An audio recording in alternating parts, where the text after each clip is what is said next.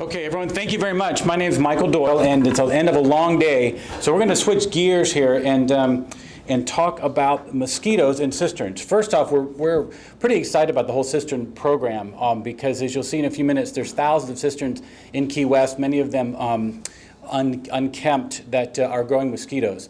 We visit just about every property in Key West every month to 6 weeks. And many of the mosquito issues that we visit each of those times are caused by cisterns. So let's run through that. We'll talk about mosquitoes first, and then how they affect cisterns. And again, the diagram that was shown by Richard is really going to be the key for you and your clients. A quick review of mosquitoes. Everyone knows the adults. All mosquitoes lay eggs either on the water, in the side of a container dry, or on dry ground, and they wait for floodings of water. That cycle that you see, that goes, there we go. The cycle that you see here, that you can assume about 1 week for that around. So once a week you can get a rotation of mosquito to 100 eggs to larvae to 100 more mosquitoes to eggs to 100 more mosquitoes. And especially here in Key West, we have that year round. It never really stops for us. The usual suspects here in Key West are these two species. There's 40-some species in the Keys. These are the two main ones that we have in Key West. And they're really different. They're as different as a hummingbird to a bald eagle. Even though they're all mosquitoes, they have very different habits. The one that we're most concerned about is this one, called the Aedes aegypti, and you can see here Egypt is hidden in its name. It's originally from Egypt. It's an invasive species from Africa, and came in with trade into Key West quite a long time ago. But it likes clean water. It's not people think mosquitoes in like stinky water and green pools and things. There are some species that like that, like the one on the right, that one with the possibly long name. But the Aedes aegypti prefers clean water. In fact, it can avoid predators very well there because you don't find most of the other predators, the beetles and dragonfly larvae and things like that eat mosquitoes. It can avoid most of those just by where it lays its eggs. It also bites during the daytime and prefers people over anything else. If you had a room full of one person and had dozens of dogs and cats and chickens and iguanas, it would go right for the person. And bite them. The other species we have prefers dirty water. So you see it in septic tanks, polluted storm drains, stagnant water pools, and things like that. Very different habitat. It bites all day, and it prefers birds. So it is a disease issue, but not nearly like Aedes aegypti, the one on the left.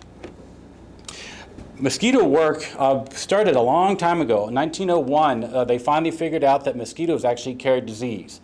It wasn't that long ago, really.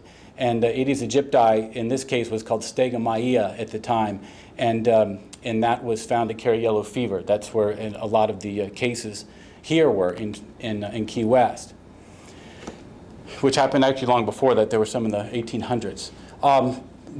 So cisterns and mosquitoes have been together, unfortunately, for a long, long time. Here in 1926, this is a map that we got recently. All those green rectangles there are cisterns. Nearly every property at that time had one in 1926, and many of them are still there. There's all different sizes, these enormous cisterns for institutions, single-family home ones, and then many that we just can't see, and that's the ones we can't see are the problem. Let's see. The Key West did average about 40 inches of rain most of its history. And got most of the water from freshwater wells. There's 9 major lenses in the Keys. But in 1942, the Navy saw that was an issue for long-term expansion and brought the pipeline in. So what happened after that, about 7 years later, the Florida Keys Mosquito Control District started, 1949. Back then known as the Monroe County Anti-Mosquito District, very direct name. But it was changed to Florida Keys Mosquito Control because we gave up on the big chunk of Monroe County up in the Everglades. There was just too many mosquitoes and too few people. So it became defined only for the Keys several years ago. But at that time, they recognized this problem. There was some interesting text in that annual report. But one of them is this right here, where they were looking at all these cisterns and cisterns that were in use. Over 6,000 of them at that time were being used, and many of them growing mosquitoes. So so that year, 1953, the city, the health department, and mosquito control got together and started filling in cisterns. Because they were growing mosquitoes as a health risk issue, but they didn't get all of them. Since then, many of them have either become abandoned, converted into something pretty nice, as you can see on the right there, or functioning in some way for water. So we're pretty excited that many of these cisterns are going to be revamped and reused, because the ones that are paid attention to aren't going to be growing mosquitoes. Currently, we have about 542 cisterns and 306 wells that we know the locations of. We treated about 6,000 in 1953. Some were filled in, but the question is how many are out there now? And really nobody knows that answer. But as more people are renovating houses and finding these and renovating, we're going to be able to find the remaining ones.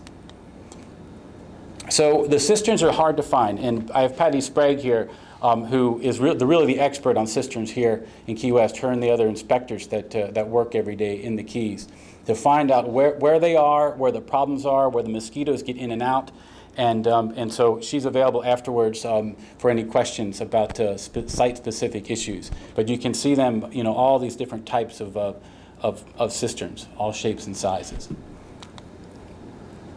So why are we concerned about cisterns? Well, they grow these mosquitoes, and this thing called dengue, this virus that's been around. Its last big epidemic happened in the 30s. Cisterns were probably a big part of that. And in the 1950s, we thought the problem went away.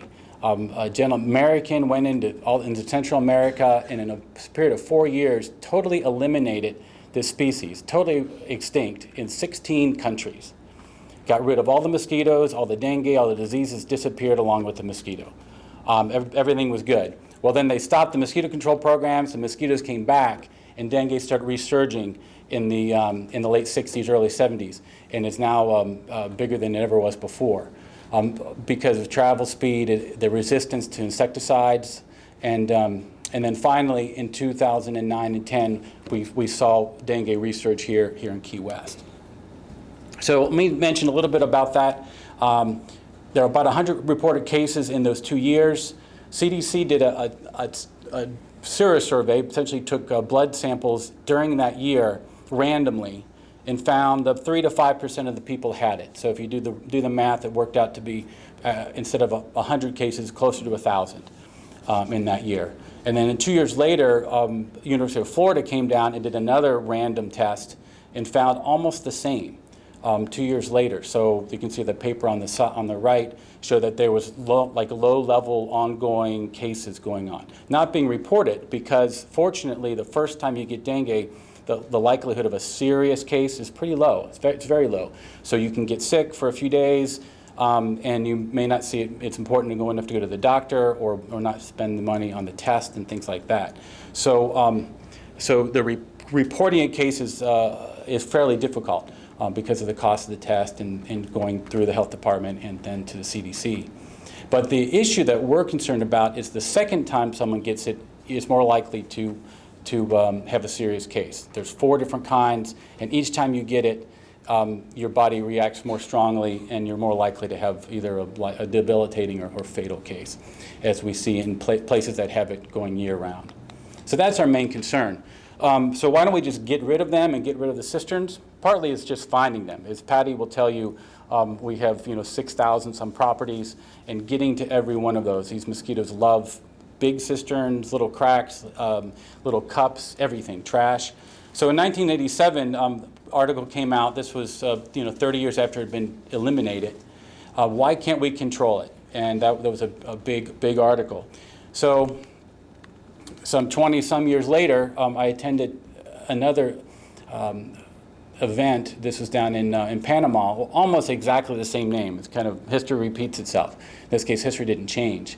The title of that was, "Why Can't We Control This Mosquito?" And it was just country after country talking about their cistern issues, their container issues, things like that. So it's the most difficult mosquito in the world to control right now. So why is that? Why do mosquito behavior and impact on cisterns? I won't go through all these, except to say that as far as cisterns go, it prefers staying in houses or around houses. This mosquito doesn't live out in marshes. You won't find any, like off Atlantic, you know, in those natural areas. They just don't live in those places. They live in houses or under houses. They prefer to bite people, and quite honestly, they're lazy. They don't go flying across town to find someone. They prefer to fly up from under the house, fly in the back porch, bite you, and go right back in under again. In fact, they don't go more than a few blocks in their whole life. They're very homey mosquitoes. So how do you get rid of them? Well, let's talk about cisterns.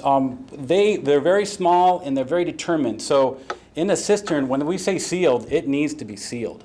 A 1 by 1 millimeter hole is enough for them to push themselves in and lay eggs. The larvae will grow up, and then they emerge, and the adults can come out of those.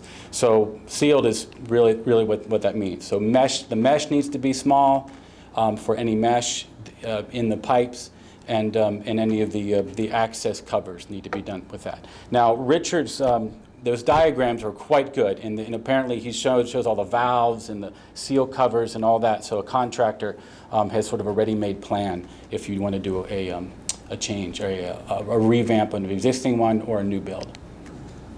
What about pipes? You think, oh, well, if there's a gutter that goes from the roof down 2 stories into a cistern, that shouldn't be a problem. Actually, it is.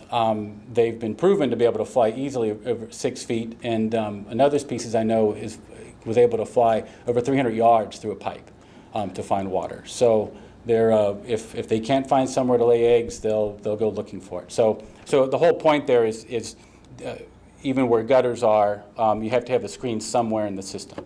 And the diagram that Richard shows you gives you all the details for that. So recommendations. Follow the designs that per Richard's recommendations. No openings more than 1 millimeter by 1 millimeter. All incoming pipes need to be screened or sealed. And this is important. I have a cistern in my house up in Cudjoe. The screen gets clogged all the time, and the easiest thing to do, it's hard to get to, so when I finally get to it, it's easy. It's just, well, I'm just going to leave it out for a little while so the leaves don't clog it up and such. The most important thing with all this is that the screening, they need to be easily maintained at ground level. The best design won't work. If you finally get irritated, pull out the screen and let it that way. And in fact, I'm sure that Patty can tell you that's where a lot of the problems we have. It's not the original design.